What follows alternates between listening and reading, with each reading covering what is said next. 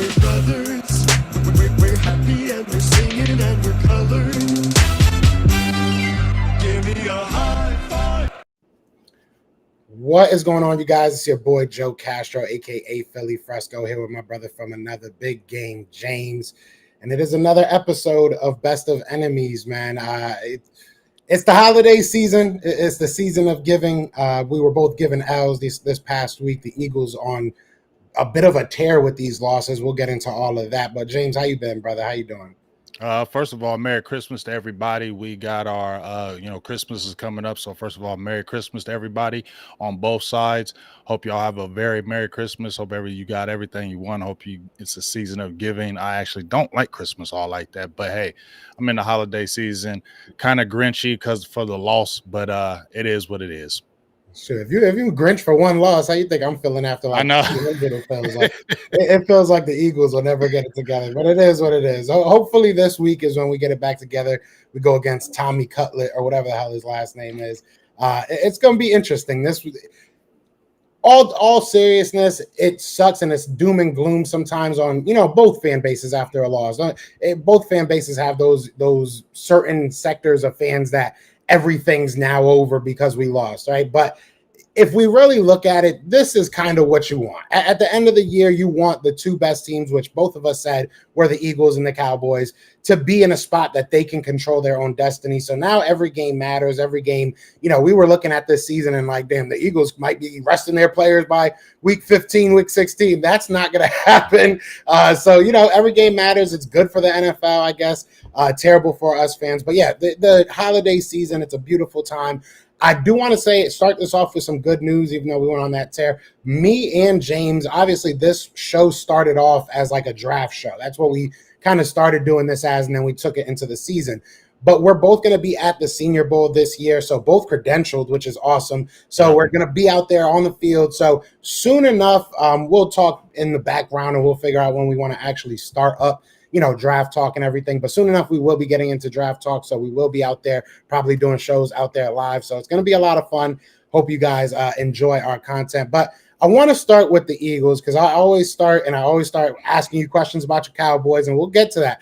But I want to start with the Eagles because and I went live on my own, did my own punishment. I was so sad. I did too.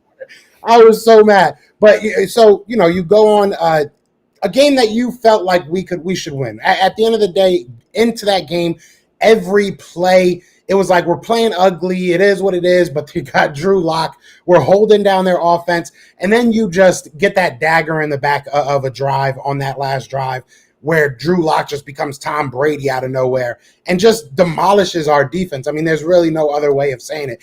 A lot of question marks as far as coaching. There's a lot of question marks as far as player personnel in some cases. But right now, what I really want to say is like, I hate our media. I truly do hate our media. And I'm sure you've seen some of the quotes and some of the tweets, about these guys talking about, Jalen Hurts isn't a leader. Jalen Hurts isn't this now and that's all media driven. I want to tell you, man to man, everybody in the comments, y'all hear it from me. And if I'm wrong, then you guys can accost me for being wrong. There is not one person in that locker room, in that organization, that is doubting Jalen Hurts' leadership ability because he's not rah-rah at press conferences, because he's not doing backflips, because he's not crying when he loses. That's not who he is. So I just hate the Philadelphia media because I feel like they're trying to spin this into another Carson Wentz situation, which Carson Wentz was a totally different situation. We were a losing team. We were constantly losing with Carson Wentz, losing games we shouldn't have lost. And these last couple of weeks, we shouldn't have lost some of these games, but these were good teams. These were good teams, and we're a good team. We're 10-1 before going into that, 3-game stretch. And every team that we played in that 3-game stretch were good teams. So I'm just frustrated and I'm annoyed with the media. And that's why I've kind of taken a back seat to kind of even responding to some of this stuff. Because it's like, we're just going to continue in Philly, especially. We're just going to continuously give stuff like this life, and it's going to continuously ruin our teams. So it frustrates me with that. You look at the whole AJ Brown situation. It's like our media wants our players to be bad people. They want our team, and it goes back to, I even said this to Rome. Shout out to Rome if he's in the chat. I said this to Rome. When people don't give our media stories, and I'm sure it's kind of like that in Dallas a little bit, or other, other medias, when they don't give them stories, they begin to lie. They begin to fabricate stuff. They begin to throw stuff out there because they know that our fan base, when we're upset, will cling on to stuff like that, which is, to me, it's idiotic. So I just want to say that, because I know people are going to ask about it. People are going to bring it up. I've already gotten mentioned on Twitter about it and stuff. I don't think none of that is real. I talked to some people that work for the Eagles. I talked to some people that cover the Eagles. Nobody's ever given me the inclination of that. So I think it's perfect timing to, throw some clickbait out there. So I wanted to get that out, because I am upset about the losses, but I'm not that upset that I think that this whole team is falling apart and stuff like that. But it is what it is. It is what it is. I had to get that off my chest. I feel better now. That was like my real thing that I was holding. I was like, I need to say this as soon as we start. But let's talk about the losses. We'll start with you guys, because it was one, and then I'll go on to our 3-game losing streak and what we got to change. But you guys go out there, let the Bills basically just run away with the game, literally and figuratively. What's the thought? What's the thought process behind it? How are you guys feeling after that loss? And what are you going to do against Miami to kind of ensure that doesn't happen again? Well, they got to figure things out. It's been hot and heavy. The debate has been all week on Cowboys media, Cowboys content creators, people in Dallas media about Micah Parsons playing linebacker, because the situation was, everybody saw James Cook. He ran wild on Dallas's defense. I had made a post November 22nd. Then I followed it up on, in December. But I made a post on just November 22nd on my Twitter. And I said, look, Barry Church used to play with the Cowboys. He was on our show. He's a real cool guy. He had been highlighting, like, look, I don't like our linebackers being as small as they are. A good team is going to figure that out and be able to attack that. And I said, look, I have been saying that even before then. I've been saying it since the Cardinals game, that as much as Marquise Bell's been playing well, he's been playing out of his mind. He's still a safety converted to a linebacker, 205 pounds. Damone Clark is more on the athletic side, more a finesse type linebacker, more than a physical type linebacker. You already seen LVE is out. We cut Devin Harper. So the cover was already bare. We picked up Rashaan Evans, but we haven't been able to see him consistently in games. And that's what happened with Buffalo. They came in there. I think Dallas went away from the run a little bit too early. You saw the weather. You saw the inclements. Buffalo, Josh Allen threw 15 times. So that should tell you right there, they didn't have no plan to throw the ball. And if they already knew the weather elements, and once they started getting successful, getting to that second level, guys weren't setting the edge, missed tackles. I think we had like 14 missed tackles in that game. I just, I felt like that was going to happen. I said all week I was feeling funny about that Buffalo game. 5-game win streak. Everybody was pumping up Dallas. That couldn't do anything wrong. I just felt like all that hype, eventually some of this stuff going to come crashing down. And I just felt like Buffalo was the perfect storm, because the weather, they're a good team. We can't sit there and say Buffalo's a bad team just because their record says 7-6. They had a good team on both sides of the ball. And they did what if teams stick with the run against the Dallas Cowboys, and this hasn't just been one game. This has been years and years where if teams stick with the run against the Dallas Cowboys, if teams decide to stay physical, because we're undersized now, okay, because you had Jonathan Hankins out. Mozzie has lost weight. We had documented that on the show this past week, that Mozzie is not 340 pounds right now. He has lost weight. So we're lighting the plants up the middle once again. So if you're light up front, and then your linebackers are small, well, it just makes sense for you to go ahead and keep on ground and pound, especially if you got the personnel to be able to do it. And so that's what happened. So that's where the talk came in about Micah Parsons. You're playing on the edge. They're running away from you, or they're sticking two people on you when they run right at you.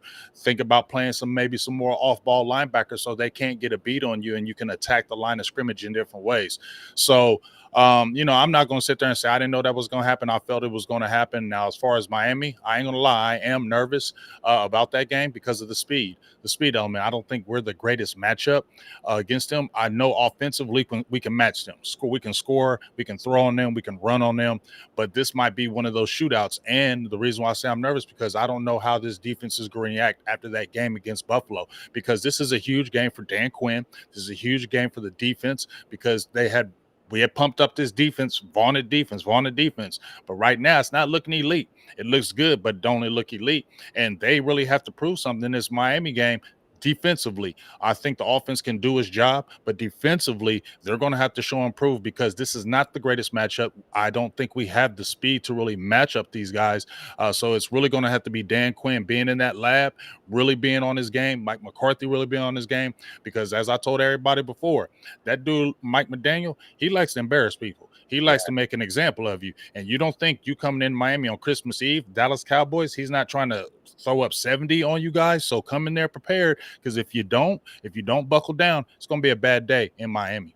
Yeah, and I think every team in this league right now, especially, the top tier leagues, the bottom tier leagues, they got a bunch of things that are weak for them. But every team has a weakness. Every team in this league that is a top team, Cowboys, Eagles, the Niners, Dolphins, you can even put up there. Obviously, the Chiefs. Every team has had a bad spell throughout the season. At some point, they had, a tough stretch. So I think outside of the Cowboys, I don't think you guys have you lost more than one in a row? We've only lost, one and then win. And that's why everybody's kind of looking at our game, because we haven't had a losing streak. We usually bounce right back after a loss, and we come right back and play good football. So I think that's what everybody's looking at from the Cowboys side, is that, we haven't had a losing streak, which is good for us.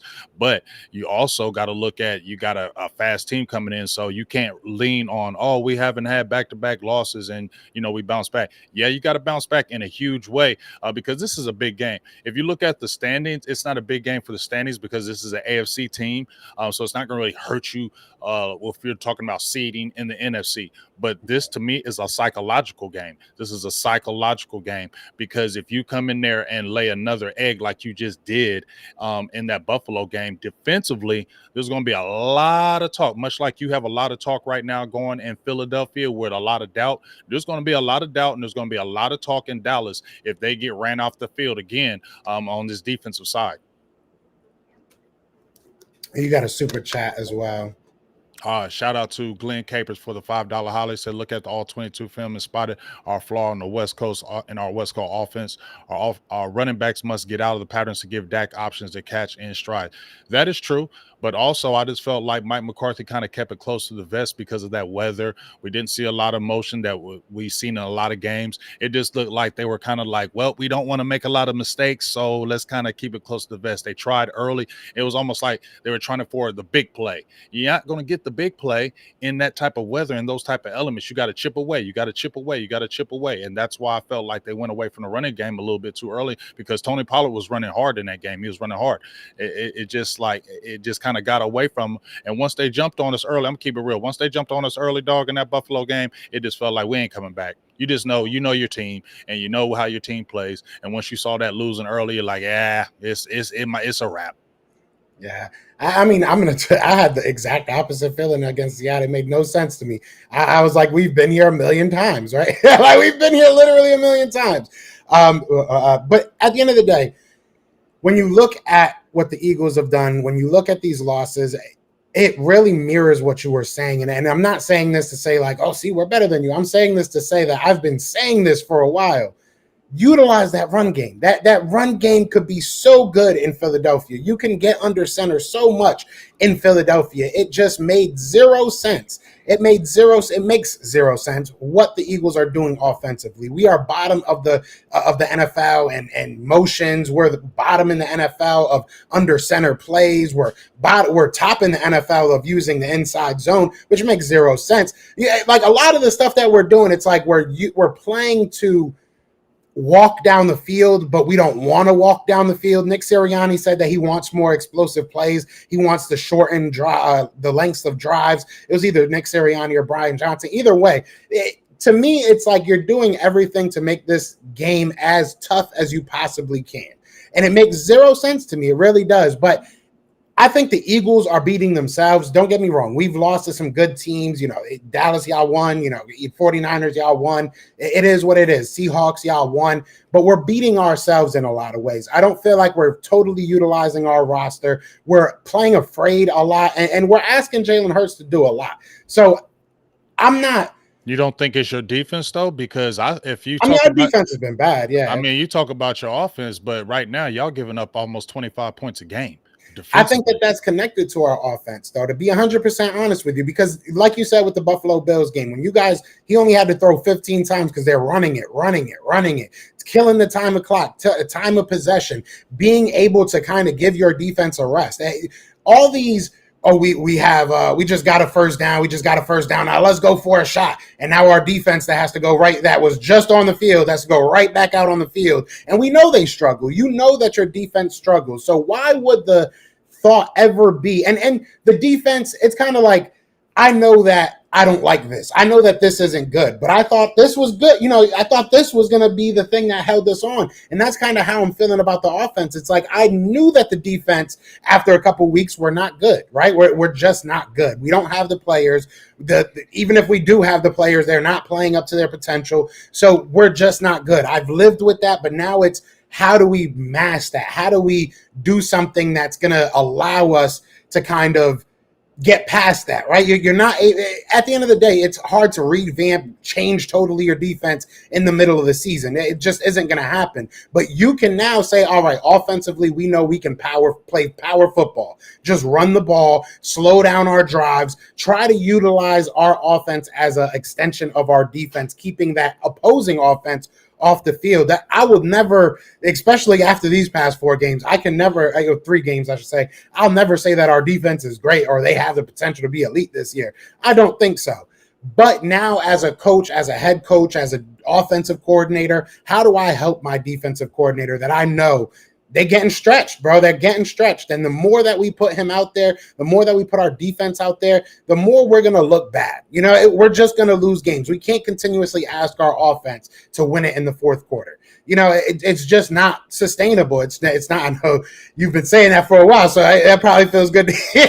But it's just not sustainable right now, especially against a better team. So it's frustrating, but I don't think that the world is falling down as much as other people do. I think that we're going into the playoffs. A lot of people are opting to take surgeries right now, which I would love to know your opinion on if it was the shoe on the other foot, because people are mad at me because I think that, I'm going to say it pretty blatantly, and maybe it's a little rude, but I think Darius Slay is kind of a punk for taking the surgery right before the game. It was a minor surgery. It was one of those things that a lot of even players were saying that that's something you do in the bye week, maybe the off season, something like that, that it didn't have to happen at that moment.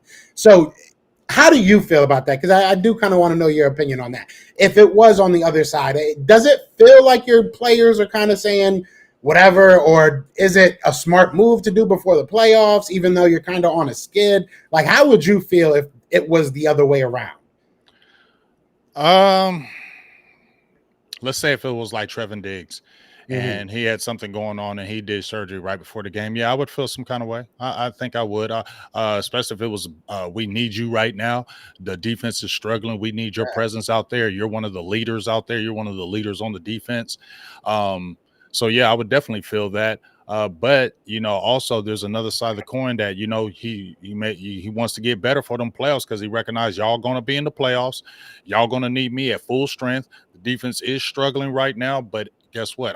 It's going to struggle even more if I don't get this surgery, and then we go in the playoffs and I'm not right, and we really get exposed. And then what happens is, if we get exposed, I didn't get the surgery, then it comes out, hey, my knee was bad. Then it snowballs. Oh, well, why don't you get surgery? Oh, you just making excuses right now. Oh, of course you hurt. You know what I'm saying? A lot of that, y'all know how y'all are in Philly media, so y'all gonna go ham on that fact. So I think he wanted to get it out the way, get that talk out the way, so he can be fully ready for the playoffs. So I see both sides of the spectrum in that aspect. So no excuses is what I'm hearing. Hey, you know what I'm saying? If that boy goes out there and gets exposed in the playoffs, I would come for him, bro. I would come for him. Don't be because upset. everybody's gonna say you took the surgery and you still getting cooked Yeah. out there. Because right now, like I said, your defense is not good.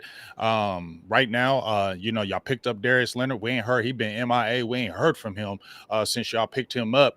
And I will agree with you in the aspect of if your defense is struggling, why are we keep on trying to attack, and then if we ain't converting, defense is coming right back on the field, and they're struggling, and they really just going to get beat down even more. So I understand the slippery slope, especially when you have a good running game with Swift, and then you have Gainwell. But let's be honest, I don't think Jalen Hurts is all the way right. He's running. He had like 80 yards in that game, but I don't think he wants to run as much. I think he might be protecting some things. But as I said before, big dog, I told y'all, I said on Twitter, I said y'all was going to have a 49ers like skid. I said y'all were going to have a skid like that where y'all were going to, I said y'all cannot maintain, keep coming back.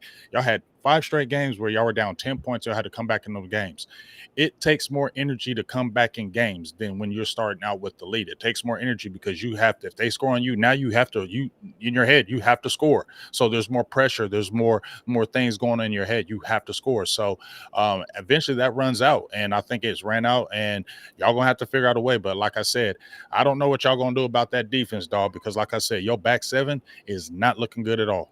At all. I mean, Matt Patricia obviously got the nod as a defensive play caller. I wanted to ask you about that. The way they are playing that is really weird. I will say this: hearing Matt Patricia talk for the first time that I think that he's been an Eagle. I could be wrong about that, but this is the first time I remember, at least, and obviously it's happened right now. But he does sound kind of like a different guy. Like, I got a couple friends out there, that cover the lines and stuff like that, and even they were saying they're like, he does not sound like he sounded when he was over here. So, maybe this was something that he needed, him and Slay kind of reconcile and stuff like that.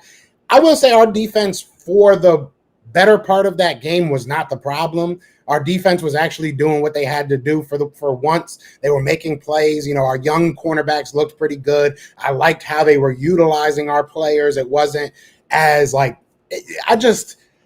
Sean Desai's defense was real choppy. And now seeing Matt Patricia kind of do something totally different, especially only on 1 week's, preparation, it was impressive. I was impressed with him.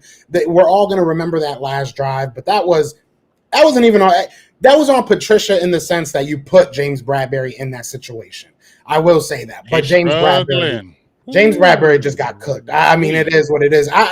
I don't know what it is, because James Bradberry never was the speedster, right? He was never the quick guy. He was the guy that just played good technical football, and that usually doesn't rust as quick as a guy that's, pure athletic. So I don't know what's going on with him. Maybe he's a little bit banged up. I really don't know. Maybe it is the defense. Maybe it is, just not having that safety help, because on that play he didn't have safety help. Even though he knew he didn't have safety help, he decided to be a little bit aggressive. Maybe it's the aggression. Maybe they're seeing that they're not getting the turnovers that they were a year ago, and they're trying to be a little bit extra aggressive. There's a lot of different things that could be at play right now with James Bradberry, but it all ends up in him not playing well. He's just not doing well. So I think what you're saying on that aspect comes into play with Dallas as well, as the fact that I feel like when Dallas defense when offenses jump on our defense early, I feel like we start playing hero ball.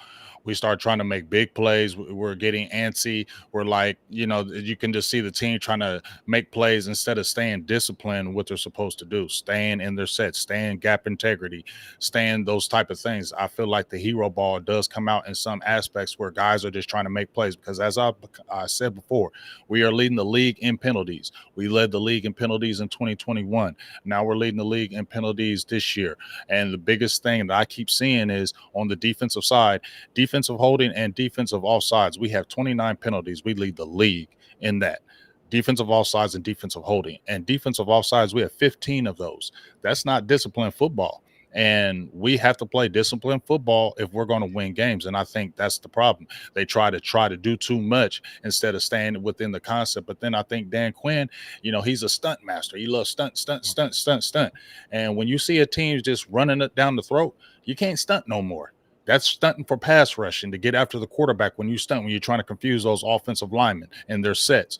when you're getting it run down your throat, you don't need to stunt. You need to get it like in a bare front, like a 5-3. You need to get those linemen down on the ground, and y'all need to play disciplined football and shoot them gaps and make those plays. And I think that's what happened. Yeah, and shout out to Eastside Hero. He just sent me $10 on cash. I don't even know what it is. You can tell I'm getting old, bro. I don't even know what these apps are called anymore. But shout out to Eastside Hero for the $10 too. I guess it's still a super chat, right?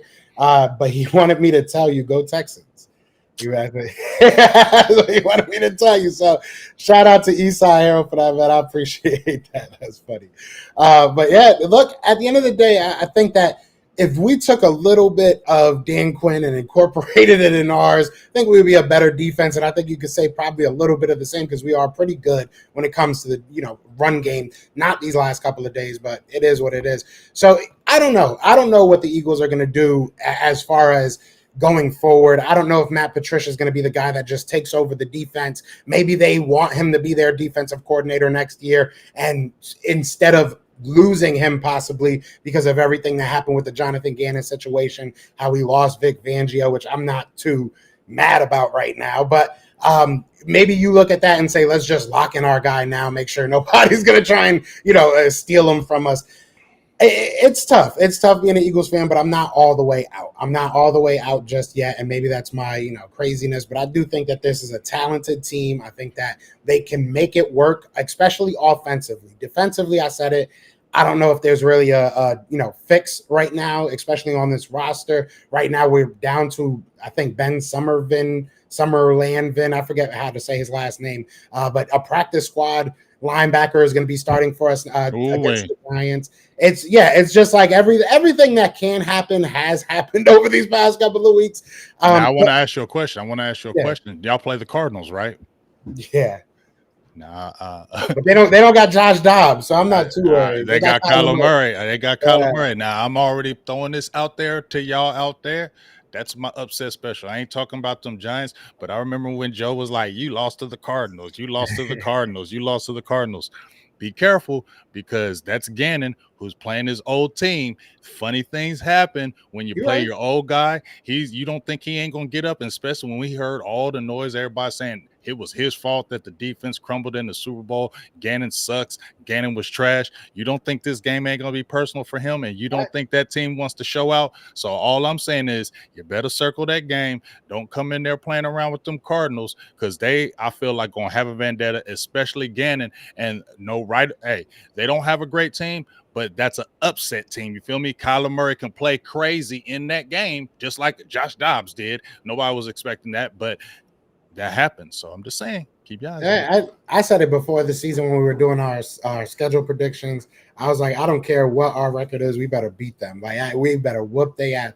So, hey, 3 weeks ago I would be like, you crazy, you're insane. Right now I don't even know, but I will again say these were 3 good teams. That's one thing I want to reiterate. And I know it sounds, excuses. No, it's the truth. It is what it is. These were 3 good teams. We're going against 3 bad teams. We should be able to handle these teams. So if we lose to the Giants, we'll start there.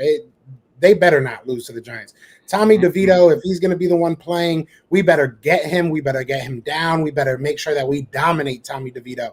And I do think that this defense will be able to do that. I think under Matt Patricia, we're going to play smarter, because we did play better against the Seahawks. Again, it was Drew Lock and everything, but we let people like Sam Howell go off on us. We let almost every quarterback that's played us go off on us. So I'm taking a dub on Drew Lock, excuse me. Even though he had that last drive, I do think that this defense is going to play smarter. So we'll see what happens, and we'll see if we can figure it out. But it comes down to the offense for me. I know a lot of people are going to bring out that defense, but it comes down to the offense for me. So I want to ask you, since it is the holiday season and everything, I want to know what your wish list would be. If you could fix 3 things for the Cowboys, whether it be pick somebody up, there's guys like Sue out there. I know a lot of people are talking about him right now.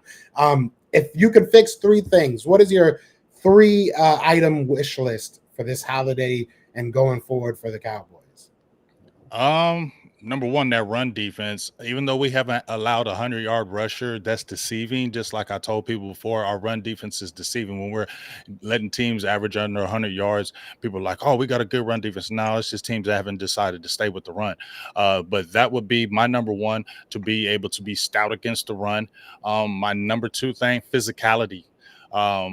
When teams just out physical us, it kind of pisses me off. It just seems like, man, y'all just gonna let them push you around like that. Like Buffalo was just pushing us around, San Francisco was pushing us around, Arizona pushing us around. You know what I'm saying? And that's what I don't like. I don't like when teams decide to really get physical with us, put the mindset to get physical with us. They push us around. I don't like that. That bothers me, because that can't be happening, especially with the talent that you have on your team. So run game, physicality, and right there, road woes. We're what, 3-4 on the road, and I get it. You're good at home, but there's no reason why you can't win on the road. It's a mentality. You have to go there. So this all kind of goes hand in hand. Mentality, physicality, and run defense. That's all not only players, it's a mental thing. Y'all have to mentally lock in. So those are my biggest thing. We have to mentally lock in on defense, and can't decide teams, if they want to get physical with us, that they're going to push us around. We can't happen that. If you've seen teams start pushing around, somebody needs to get on that sideline and say, hey, this can't keep happening. We got to stop this, and we got to stop this bleed now. So from the top with Dan Quinn to the bottom with these guys, physicality, a mentality, and a stout run defense on the road, it all goes hand in hand if I'm asking for those three things. But the physical mentality, that's what we really need to do. Yeah, and I see people in my chat, a lot of say bench Bradbury, so I'm going to acknowledge it because I see everybody saying that. But it does kind of go with what I want to say. I want to see some of these younger guys get some burn. I do. I want to see what Kaylee Ringo can do. I want to see, even though I'll be 100%. He has made strides over this season, because in preseason, I was like, bro, get this guy off the field. He does not need to be playing yet. Right. But he has looked good. He looked good in his, limited snaps that he's played this year. So I'm down to see what happens. Eli Ricks, I'm all on board. I want to see Eli Ricks really get some reps, really go out there and play some ball. I think that he can be a big addition to this team in the future. Maybe not right now be the savior, but in the future be a starter for this team. And that does go with Bradbury, maybe either moving. I wouldn't mind seeing him move around, and not a slot guy, but I saw Sean Desai move him to linebacker once or twice and drop him into, coverage, into deep intermediate zones. I wouldn't mind that. Not deep intermediate, short intermediate zones. I wouldn't mind that, kind of playing a QB spy type, not a QB spy, but kind of like a middle read, middle spy type guy that can obviously give you a boost in coverage from your linebacker spot, but it also takes him off the island on the outside. So I wouldn't mind seeing that. I don't think that they'll ever do that, which is unfortunate. But the other wish list thing is, honestly, take stuff off of Jalen Hurts' plate and do that in the form of schematics. Brian Johnson, get some motions going. Let's get under center. Let's make people think. Because right now people are not even having to think against this defense. We saw it with Christian McCaffrey. They look at the formation and they're like, oh, this is exactly what's going to happen. And kudos to the Eagles, because it does work sometimes, but you can't do that. You just cannot do that. You have to keep guys guessing. You have to switch up your film. Our film right now, you could probably watch week 1, and it's probably what we did in week 13. You know what I'm saying? Like, that's not what you need. You need to go out there and change things up, give people different looks. I've heard people say, oh, the Eagles are just holding on until they get to the playoffs. And I've said that. I've said this a million times. That's the stupidest thing to do. So I need to see this offense take stuff off of Jalen's plate, because all we're doing right now, our play action is not working, because we're not actually utilizing the run game like we need to. And people are saying that it's Nick's offense. At the end of the day, this is the same offense that worked last year. So it's hard for me to really take that into account, to be 100% honest. It's the guys calling the plays, doing the same 4 or 5 plays over and over again. And the last thing is going to be kind of you guys could probably say this as well, but we need to get healthy. We Lane Johnson getting hurt last game. He obviously went right back in, which is a blessing, but we can't lose anybody. We definitely cannot lose anybody. Landon Dickerson got his surgery. So if this is what's going to happen, if everybody's going to go out there and get their surgery get together and do this and do that, then fine. It is what it is. But we need to be healthy come playoffs. If not, this is going to be a long playoffs for the Eagles, because it ain't no way you're going to go out there without your offensive line and really beat any team. So that's your strength right there, is your offensive line. And I want to ask you something about Jalen. I mean, I'm not questioning his leadership at all, but I am asking about, that his play. And then specifically, I do want to talk about the relationship with A.J. Brown, because a lot of people were in the media talking about how, and I mean, I think this is valid. I just want to hear from your side that, they were, when that clip came out about, Trevin Diggs, what he said to Dak Prescott, people don't respect Dak and this and that. But I've seen quite a bit, AJ Brown on them sidelines animated, and I'm not saying he's a diva, anything like that, but it seems like when things don't go his way, he's one of the first people to blow up. And Hurts has already got 12 interceptions, got I don't know how many fumbles he has, but what about Hurts? Do you think he's regressed this year? And what about that dynamic with him and AJ Brown? Because it was all, unicorns and rainbows last year. Now there's rocky roads. We've seen a lot more of that back and forth, specifically with them. What's your thoughts on that? Honestly, and again, because we've done this show for so long, how I was on the other side of the fence with Jalen Hurts. He has number-wise regressed. I can't blame it on him, though. I truly can't. Some of it is his fault. Some of it is dumb decisions, this and that.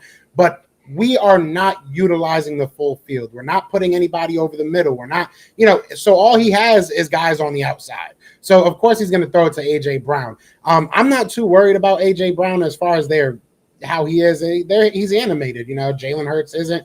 People are different. I don't think that it's really hurting the team. I think that that's just the culture that they have, that they are okay just being animated. Nick Sirianni's animated. I just think that's the team. That's how they are. They're okay being themselves and kind of putting stuff out there. But as far as Jalen Hurts, I do think I don't think he's regressed, because it really comes down to how the plays are set up. That's really what it comes down to for me. If you give him a more diverse, give him RPOs over the middle, give him, an actual running game where you're giving him the ball under the center, where you're giving, other guys opportunities, you're putting people in space. Nobody's being put in space.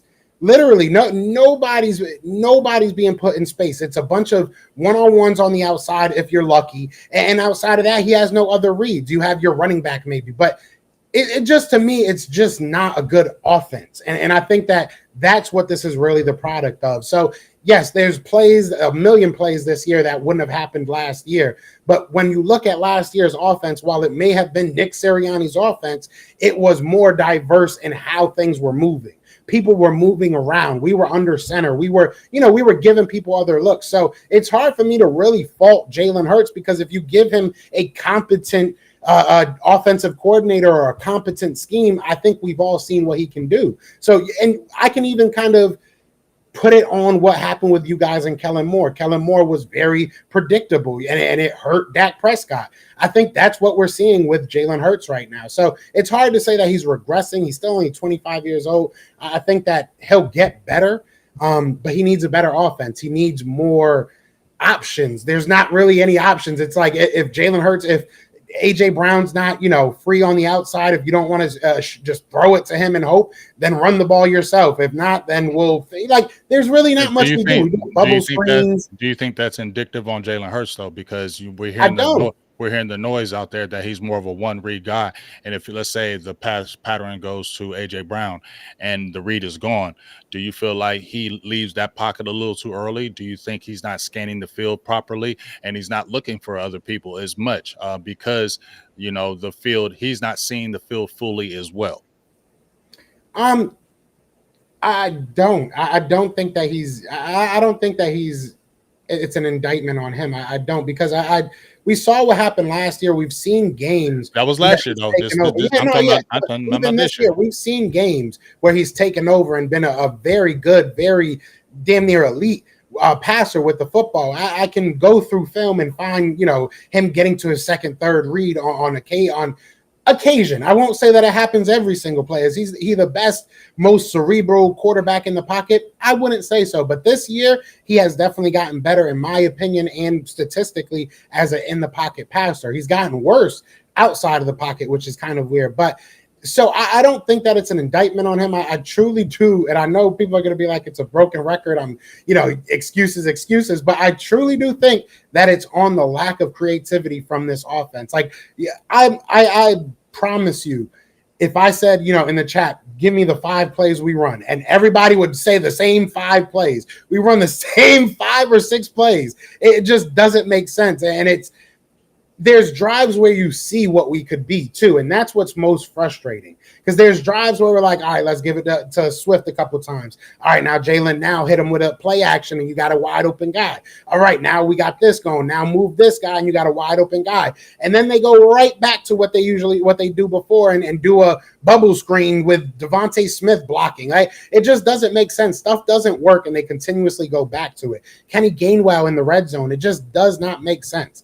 It just doesn't make sense right now. And I'll answer that question. I saw a chat say that, what does Jalen do wrong? Right now, to me, he's not being loud enough. I need him to be like, listen, this isn't working. We need to figure something else out. This is what's messing me up. This is why we're not getting open reads. This is why we're not doing, you know what I'm saying? I need him to be a guy that's going in the film room and talking to his offensive coordinator and saying, this is what we need to change. This is what, we can do. And I don't believe he's doing that. And there are definite, some of those interceptions are definitely on him. Don't get me wrong. So y'all got a Kellen Moore part 2. Is that what you're telling me? I wouldn't even say Kellen. I don't even think Kellen Moore was this bad, if I'm being 100% honest. It's hard to say from this, area, because I didn't. Nick Sirianni said this is his offense. It's his offense. It is, and he's saying it's me. So are we blaming Brian Johnson, or are we blaming Nick Sirianni? Because Nick Sirianni jumped out there and said this is my team, my offense. Personally, I think that's what he's supposed to do. I mean, as a head coach, I think that's what because he's done that with Sean Desai. So is he protecting his guys? I think that's what he's doing, and I think he's done it. He's done it with everybody. He's done it with Sean Desai. When Sean Desai was getting all that heat, he was saying that, the principles are his. The principles of that defense are his. Same thing with Jalen Hurts. He puts it on himself, saying he has to coach better, that him and the offensive coordinator need to coach better. And I think he's doing the same thing with Brian Johnson. Brian Johnson is getting a whole bunch of, heat right now, and deservedly so. And Sirianni saying, all right, no, it's me. It's my offense. I'm messing up. I just think that that's what he does. But Nick Sirianni is not devoid of any fault. Don't get me wrong. You know what I'm saying? All this stuff doesn't take away. Jalen Hurts still has fault just because I think Brian Johnson is doing a poor job. Nick Sirianni still has fault just because I think, you know what I'm saying? Like, these people still have fault. It's just, I think that if you can start with Brian Johnson, you can make a big impact. I truly do believe that. If you can figure out, and it doesn't mean he has to stop calling plays and all this, but let's open up that playbook a little bit. We've seen some really good offensive games from this team. Not too long ago, we were top 5 in scoring per game. I want to see where that team, and it was against good teams. It wasn't against terrible teams. The Chiefs had the number 1 defense, I believe, at the time. We were going against good teams. We put up good points against you guys. We put up good numbers. Now it's just everything's, being exposed. Like, our offense just can't move the ball at all on some drives. And on some I want to ask you this question, though. The Sports Junkie shows this question. He says, why is it respectfully never Jalen Hurts' fault when last year, I'm just asking these questions because last year everybody was killing Dak last year on them interceptions. Dak's a turnover guy. Dak this, that, and we knew Dak was not a turnover guy. If you look at his whole career, he was not a turnover guy. This was one year where it was out of the ordinary, but everybody was, has he regressed? Interception this, interception that.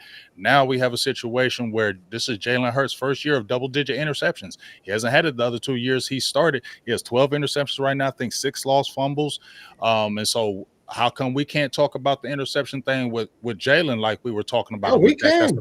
That's the question I want to ask, because 19 touchdowns to 12 interceptions is not good. Yeah, I can't speak for everybody, but we could talk about it. And I mean, look, at the end of the day, like I said, a lot of those a good amount of those interceptions, like a good 50, 60% of the turnovers are definitely his fault. But at the end of the day, I still go back to this offense. If you're going to have guys glued to your receivers because they know exactly what you're going to do, what is he really going to do? You know, I mean, at the end of the day, he has to tuck it and run. He has to take the sack. I mean, there's a lot of different things in the moment he can do better. Don't get me wrong. And that play against Julian Love, a better ball, probably scores. Maybe don't make that throw. I don't know what you do. They admitted that they played for a flag, which is probably the dumbest stuff I've ever heard. I truly do put it on the offensive coordinator and the coaching staff right now. Jalen Hurts has blame, and don't get me wrong, he definitely has blame. But just like you guys were saying last year, your offensive coordinator wasn't putting him in good positions. And, I talk junk. That's why I wasn't letting y'all breathe with that response. So y'all cannot let me breathe with that response. I'm fully ready for that. I can't let you breathe now because you was harping on it all last year, Joe, and all in the offseason. You was killing me with Dak Prescott's interceptions, Dak interceptions. So, yeah, I got to give you the blues, dog. And he might not be leading the league in interceptions, but he's in the tops in leading the interceptions. And to me, I feel like there is a little bit of regression. I feel like some defenses have kind of caught up to the play calling and the situations, and they're saying, hey, we're not going to really kind of let you run. We want to see Jalen Hurts beat us. And no doubt he has come back in games, but they've been kind of big plays. A lot of the plays that y'all have are been big explosive plays when y'all get in the game. Hasn't been more, in my opinion, you can correct me if I'm wrong, more methodically taking it down the field and scoring, except I would say that damn Buffalo game that was in the overtime. That was a big drive, but it just seems like it's been a lot more over the top. Seems like the offense wants to always go for the big play, and if that big play is shut down, then there's struggle in that offense, Jalen Hurts and the offense as a whole, just from my perspective. Yeah, no, you're right. And I think that we are pressing. I think that, and again, I want to reiterate this another time because these were good teams. These were good teams that we were playing, and I felt like we were pressing. I felt like we wanted to get back on track in the biggest ways of possible. And even this, Nick Sirianni said this, and I don't think a lot of people really listen to this part of it as much as they listen to the playing for the flag part. But Nick Sirianni said, you look at the other side and they were able to get a big play. So we thought we could do it on our side. Like, that's not how you coach. You know what I'm saying? You coach your offense. You're not looking at the other offense and saying whatever they can do, we can do better. So yes, Jalen Hurts deserves all the criticism he's getting. You know what I'm saying? Obviously, some people go a little too far with stuff, but, Jalen Hurts deserves the criticism he's getting. This defensive line deserves the criticism that they're getting because they're not playing up to the potential that they should. A lot of people deserve this criticism, but me, I feel like I'm focusing my criticism on this offensive coordinator and this offensive coaching staff because they aren't doing the job that they need to with an offense that was one of the best last year. So I need to see that. So there's just a lot of stuff that is just like, what I don't know. How do you feel about Sirianni, what he said about that last pass on that when we were looking to get the flag? Yeah, I think that's idiotic. Sometimes I don't know. Sometimes I think that this team wants to be too Joe cool. You know what I'm saying? They want to be too relaxed, too like, oh, no, it's not a big deal. Oh, we got answers for everything. Oh, no, that's my fault. Oh, no, we good. It's just like, bro, sometimes you got to just shut up. Just, hey, we messed up. We screwed up. We played terrible. Darius Slay had they talked to him in the locker room after practice today. And I think that he really broke it down the best. I mean, they just weren't good. We're not playing good football. We're not who we need to be. So at the end of the day, you deserve every single bit of this criticism. And until you play better, go and get it. Yeah, I mean, that's the nature of the business. See, here's the thing. I like listening to Slay because I think he is a stand-up guy. I don't think he runs away from criticism. But, and I've said this, we had a little incident with fans posting addresses and phone numbers, which is totally disrespectful from the Cowboys side after that Buffalo game, totally disrespectful. And it makes it bad on content creators, I feel, and fans alike, because now they probably don't already have trust for us. But then when you see something like that, then anything we kind of say, they don't trust us. So fans got to be better. But also I feel like players got to be able to deal with this criticism, because if you're on Twitter, okay, this is what I say. If you're a player and you're on Twitter a lot, then don't be getting mad when you're hearing people talk trash to you. Don't get mad when people are criticizing you. Don't get mad when somebody says you suck. Don't get mad because you don't have to have Twitter. You don't have to be on it. There was a whole bunch of years before when people weren't on it. So players get mad when people criticize them on Twitter, but you don't think that's not going to happen on the account? People are going to say stuff about you. People are going to talk, and if you don't want to hear that noise, then you should get off Twitter. And that's why I just be feeling about the players. Like, if you don't want to hear that, don't be on Twitter, because you're going to continuously hear that noise. And I will also say that us as content creators now, Joe, we have power. You feel me? We have power. So we, just like y'all I feel like maybe y'all need to use y'all's influence, like Brunson has been going ham. Use y'all's influence to continue to see if changes can make. Because I'm not sitting there saying we are making the changes, but we are putting the conversation out there for people to listen to. Before, we could never do that. Before, we could never put our conversation out there. So when we're putting our conversation out there, hey, maybe you need to look at this. Maybe you need to look at that. Coaches can say what you want, but y'all are looking at Twitter. Y'all are watching these groups. Y'all are watching Twitter. And when it's a whole bunch of factions saying one thing, then they're starting to look at it a little bit more. So I appreciate the power that we are actually possessing to actually have them listen to us, because our voice actually does matter. Shout out to Boss Cowboys, because he always says our voice matter. It really does. So I think maybe y'all need to be getting over in that Philly media, dog, and keep on expressing y'all's voice out there, because changes need to be made out there in Philly. And if y'all don't, just like I said with us, if we don't make these changes on this defense and get it together, we're going to be an early exit. And if y'all don't get them changes together quickly, y'all going to be an early exit, dog. And I hate that. I feel like it's a two-way street, though. With y'all, with Dallas, and you guys have went through the whole, Jason Garrett for years upon years, and felt like you guys weren't being listened to. With Philadelphia, I feel like our front office sometimes listens to us a little bit too much, if I'm being 100% honest with you. And I agree with you. I agree that people should be able to put their voice out there and put their opinion out there and do it respectfully, right? Do it, sometimes respectfully is a bigger word than people think it is. It doesn't mean you have to say, sir. I think that you can talk the talk. Just some people go way too far. I didn't even know about the whole dropping addresses and stuff like that. That's just insane. Like, it's not never that serious. But with Eagles, I think sometimes they listen a little bit too much. I think that, sometimes it does work out for us, but it comes down to the Eagles have a leadership committee. I don't know how many other teams have this, but the Eagles have their leadership committee, of veteran players that are basically the voice of the locker room, right? Those people need to be listened to. I can't imagine that this offensive line is saying we need to stop running the ball so much. You know what I'm saying? I can't imagine that that's happening. So I think that, yes, Eagles fans need to keep talking. They talk, but our media, to be 100% honest, kind of sucks right now, and it's kind of disheartening how bad our media is, because they allow the same people in there. And shout out to y'all media. I'm friends with a lot of the people that work for the Cowboys, which is just weird. You know what I'm saying? We've had like humans on here. We've had a bunch of different guys, that we've talked to and stuff. So it's like, I think that we don't have enough fans of our team as media. That's what really kills me. So I'm hoping that they can figure it out. I'm hoping that the Eagles start listening to the right people. But I don't know if they are, if I'm being 100%. I don't know if they are. I don't know what the fix is, but I'm hoping that they figure it out. And you got some bad teams to figure it out against. So that's where I'm at right now. Yeah. What? Go ahead. I'm sorry. Yes. No. Go ahead. Last thing I want to say, I want to bring up where we sit right now. So, and shout out to everybody in the chat. We've had over 150 people in the chat like the whole time. So shout out to all of y'all. Be sure to hit that like, subscribe wherever you are. But I want to talk about the playoff, where we are right now. And we'll maybe go a little bit deeper into this next week when it gets a little bit clearer as well. But as of right now, you guys sit as the number 2 seed. You guys will go against the number 7 seed, which if I could pull it up real quick, I don't know if you know off the top of your head.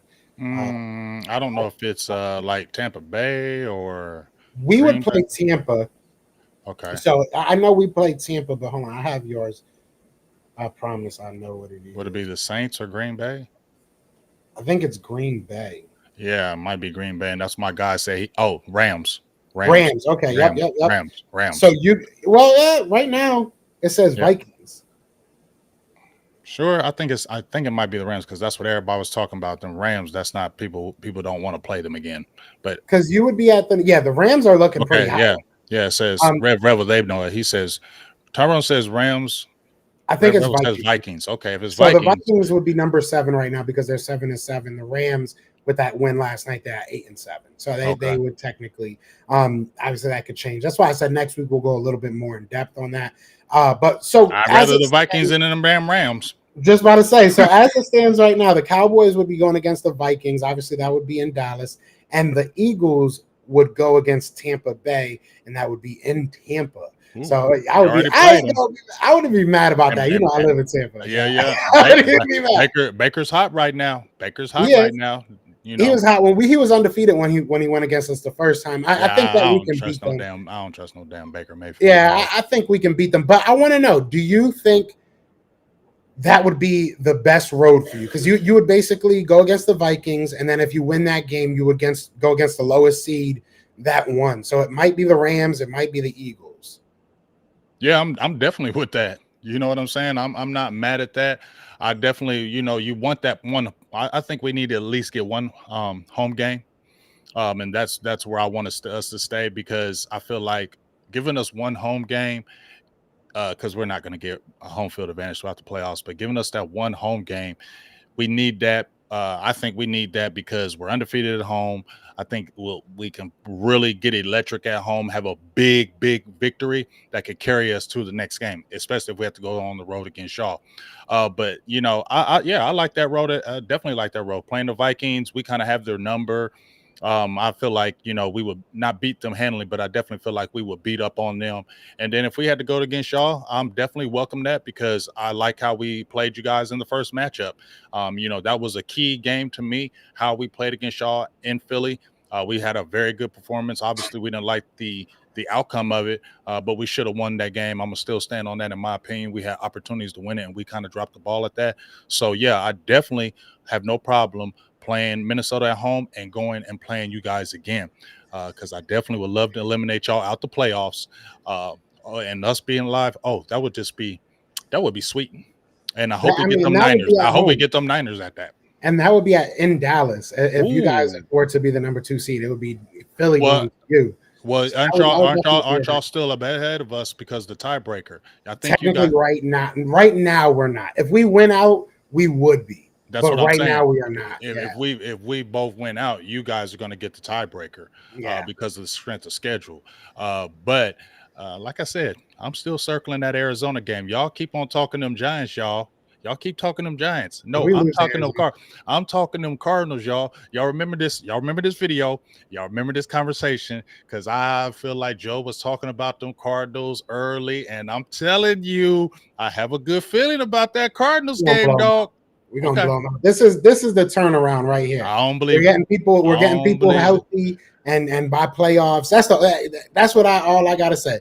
We're both in the playoffs, so as long as we do what we got to do, once we get there, I'm cool with whatever happens. I mean, if we go against Tampa Bay and we're the 5th seed, I ain't mad at that. I ain't mad at that at all. The only thing that worries me is we would have to go to either you or San Fran, and that would be kind of worrisome. I'm not gonna lie, that would be kind of nerdy.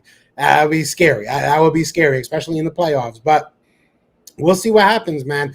I want to leave everybody with a question, and I'll ask you this as well. And you guys let us know in the comments, after the live show and everything, or during right now. What do you think is more possible out of the 3 things to happen? Okay, San Fran holds number 1 seed, then they just win out.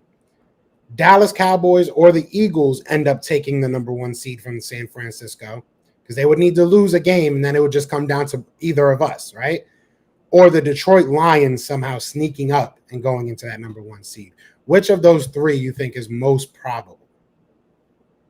San Francisco keeping that number 1 seed. I think that's just the most probable. I think they're the best team right now. I mean, let's just keep it honest. They smashed both of us. They look like they're healthy again.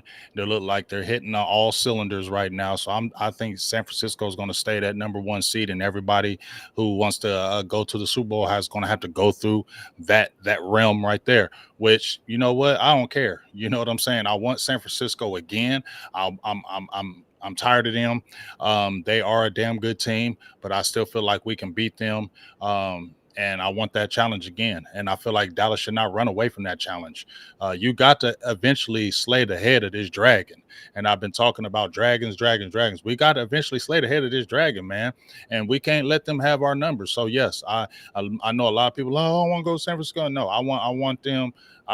If we had it where we had a home game and we played Minnesota, and then we had to go against y'all, and then we had to go against San Francisco, we're gonna have to slay dragons. You're gonna have to slay the dragon of you can't win on the road, and you're gonna have to slay the dragon of beating them Niners. So you can't run away from this. And I just feel like it would just be more poetry for you to go through that kind of gauntlet, and then you get to the Super Bowl that way, because then nobody got nothing to say. Yeah. Yeah, and I read it wrong. So the 49ers would have to lose 2 games. But Yeah, the they ain't schedule losing that 2 they games. have, Who they have? they got the Ravens today, Ooh. or Monday, excuse me. Mm. That's not going to be an easy, hopefully it's not an easy game for them. That would scare the hell out of me. I'd go live if they go out there and blow them out. But even if they lose to the Ravens, though, they only got 3 losses. So even if they lose to the Ravens, that's not hurting them. Indictment. Yeah, they can still have that number They'll 1 still seed, be but they okay. also have Washington, which they should pummel, but they have the Rams at the end of the year. So now that's now we might be looking at that because the Rams might still need to be playing their guys to get a higher seeding or a better position. So the Rams probably might not be playing resting starters. That could be a very big time game. So yes, let's go ahead and circle that Rams game. In my opinion, just to watch and see how it is. I still feel like they're going to win the number 1 seed. In my opinion, I just feel like they still are. But you know, I'm not running away from me for Dallas going to San Francisco and beating them. With last year, they barely beat us. You know, we were down players. We had Kellen Moore. I just feel like after a while, y'all should know better. If you go against San Francisco in this game, don't go in there playing. Go all out. You got nothing to lose. You got nothing to lose because everybody's going to say you choke anyway. So go out there and play all out. You feel me? Y'all go into these playoffs with nothing to lose because everybody says you choke. Everybody says wait till you get to the playoffs. They're going to choke as usual. So when you get to them damn playoffs, don't let no stone unturned offensively, defensively, mentally, because once again, this is a year where it's for the taking. I know San Francisco is good, but it's still for the taking. Let's do it, Dallas. Let's go. Yeah, and it will be interesting. So I will be watching on Christmas Day to see if the Ravens can beat San Fran. Obviously, the Eagles have to do their job, but you know, if they beat San Fran, it gets a little bit interesting in the NFC because they definitely still got to play those last 2 games. But I would love to know what everybody thinks. Again, we appreciate everybody in here, man. Had over $160 like the whole time, so be sure to hit that like, hit that subscribe wherever you are. And I've seen a lot of people saying, back. People were like, James was hiding, Joe was hiding, James was. No, we were both mad. We were both mad. We were both mad, and we were all both on our channels. So right. We were on our channels going live, and we already talked about this. It wasn't nobody hiding from his end, wasn't nobody hiding from my end. We also have life. Okay, we have life, we have jobs, we have all those things that go on too. So it was never that, and we back and better than as ever. And once again, you know, I'm gonna tell everybody, please check us out when it's huge what Joe told y'all at the beginning, us both being media credentialed to be able to go to the Senior Bowl this year. I am dumb excited. I am dumb excited because I went a couple years ago, but I wasn't credentialed. And you know, Joe been killing out in them streets, being credentialed, going to the draft, going to combine, things of that nature. So I think it's really, make sure y'all really support both sides because we're going to be out there on the grind. All them days out there on the grind, getting y'all good interviews, getting you perspectives from the Philadelphia side, from the Cowboys side. We'll have dual shows. We'll be able to talk about what we've been seeing, what people we would like to draft from our teams. So it's going to be huge, y'all. So please, when that happens, it's going to be the end of January when that Senior Bowl pops. Please support us like no other because we're going to give you some fire shows that week. Yeah, it's going to be fun. I'm really, I've never been. You obviously. Shout out, I didn't mean to cut you off, but shout out to Brother Spock. He says you guys have great chemistry. You ain't lying. Appreciate that. Yeah. No, you said it. You've been there before, so I'm going to probably be leaning on you to know where to go and how everything's going to work out. But I do got some people out there, some other reporters that So we're definitely going to get a lot of content. So I'm very, very excited.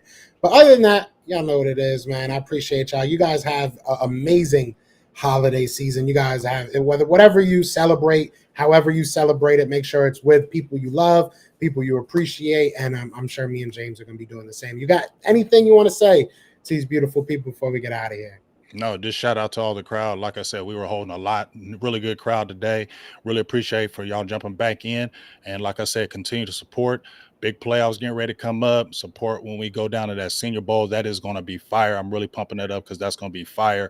And we just continue to try to do great things for ourselves and the channel. So we really appreciate y'all support like no other. And let's go Cowboys and let's not go Eagles. Fly, Eagles, fly. Y'all know what it is. But other than that, y'all know what it is, man. I am Joe.